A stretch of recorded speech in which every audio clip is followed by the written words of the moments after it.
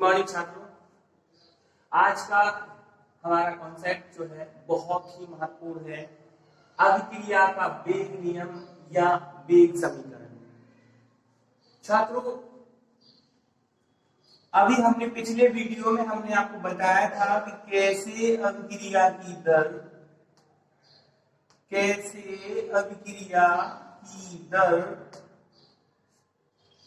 अभिकारकों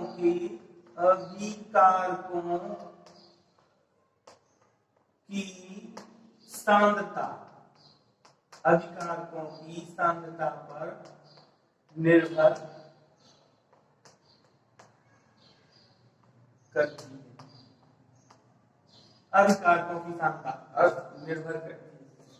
तो ये जो मेन इंपॉर्टेंट फैक्टर है अभिकारकों की सांद्रता, उस पर अभिक्रिया की दर का अध्ययन हम करेंगे और बहुत ही मोस्ट इंपोर्टेंट कॉन्सेप्ट है।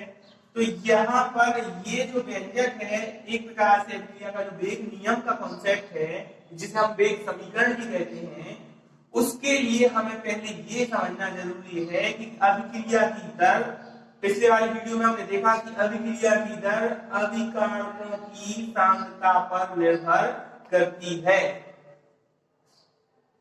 अभिकारकों की सांद्रता बढ़ा देने पर अभिक्रिया की दर बढ़ जाती है और अभिकारकों की सांद्रता कम कर देने से अभिक्रिया की दर घट जाती है। इसका मतलब है कि अभिक्रिया की दर अभिकारकों की सांद्रता पर निर्भर करती है। दोस्तों, द्रव अनुपाती क्रिया का नियम कहता है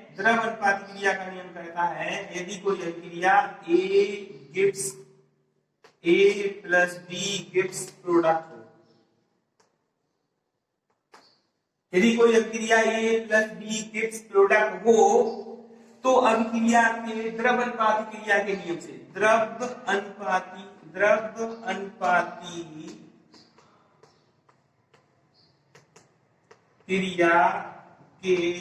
नियम से, द्रव अनुपाती क्रिया का नियम होता है कि अभिक्रिया का वेग समानुपाती होता है A bracket into B bracket. मतलब ये कि अभिक्रिया का वेग अभिकारकों के मोलर सांद्रणों के गुणनफल के समानुपाती होता है। अर्थात अभिक्रिया का वेग अभिकारकों की सांद्रताओं के घातों पर निर्भर करता है, सांद्रताओं की घातों पर निर्भर करता है। तो अभिक्रिया के वेग के व्यंजक में अभिक्रिया की वेग की निर्भरता, अभिक्रिया की दर की निर्भरता अभिकारकों की मूलर सांद्रताओं की उन घातों पर निर्भर करता है जिनकी संख्या अभिक्रिया की दर को प्रभावित करती है।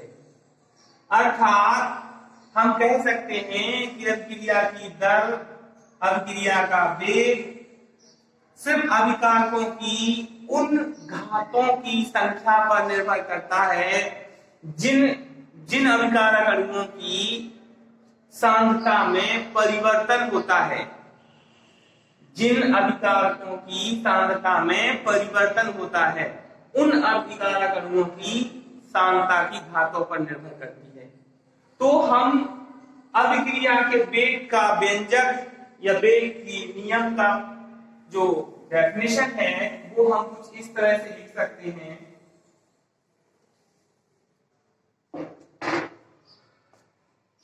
कि वह गणितीय व्यंजक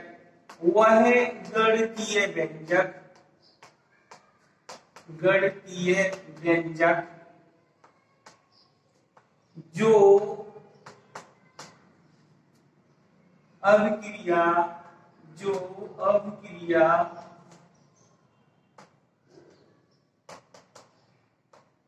की दर तथा अभिकारकों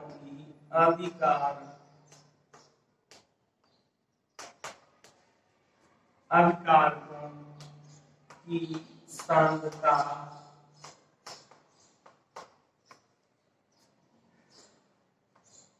की घातों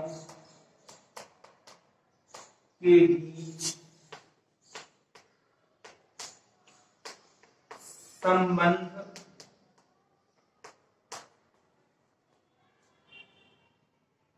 व्यक्त करता है, व्यक्त करता है। अभिक्रिया का वेग नियम कहा जाता है। देखिए अभिक्रिया का वेग नियम कैसे डिफाइन किया, और वह गणितीय व्यंजक जो अभिक्रिया की दर तथा अभिकारकों की सांद्रता की घातों के बीच संबंध को व्यक्त करता है, अभिक्रिया का वेग या अभिक्रिया का नियम, अभिक्रिया का वेग नियम कहलाता है। अर्थात हम इस व्यंजक को ऐसे भी एक्सप्लेन कर सकते हैं कि एक ऐसा व्यंजक जिसमें अभिक्रिया की दर अभिकारकों की सांद्रता की घातों पर किस प्रकार निर्भर होती है, उस चीज को या उस संबंध को ये व्यक्त करने वाला समीकरण या नियम है, जिसे अभिक्रिया का वेग नियम या वेग समीकरण कहा जाता है। कहने का मतलब ये हुआ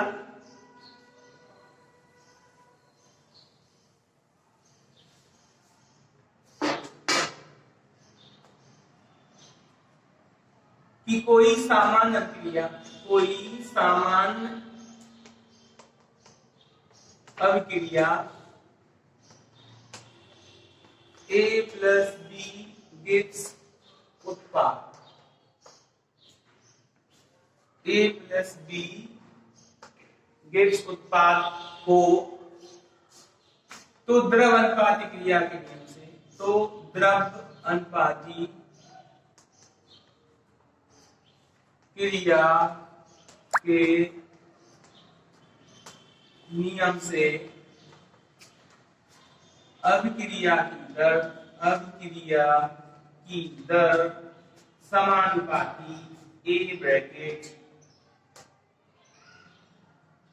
B ब्रैकेट की पावर Q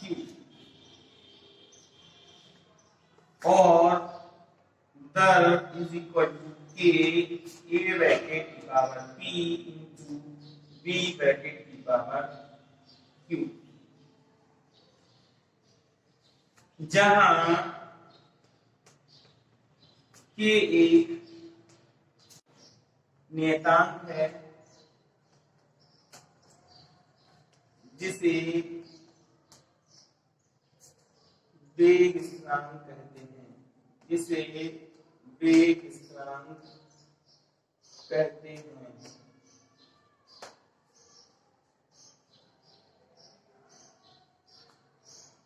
तो दोस्तों इस समीकरण को हम अभिक्रिया का वेग समीकरण या अभिक्रिया का वेग नियम कहते हैं। अब इसमें आपको एक चीज दिख रही है, इसमें क्या है, इसमें अभिक्रिया है A प्लस B गिव्स उत्पाद और द्रव अनुपाती क्रिया का नियम कहता है कि अभिक्रिया की दर अभिकारकों की सांद्रता के समानुपाती होती है। लेकिन यहाँ पर क्या हुआ, यहाँ पर अभिक्रिया की दर अभिकारकों के अणुओं की संख्या A और अभिकारक अणुओं की संख्या B अभिक्रिया की दर के समीकरण में यहाँ आना चाहिए। इसका मतलब ये हुआ कि इस अभिक्रिया की दर अभिकारक अणुओं की सांद्रता की घातों पर उनके बराबर रूप में आ भी सकती है और नहीं भी आ सकती है।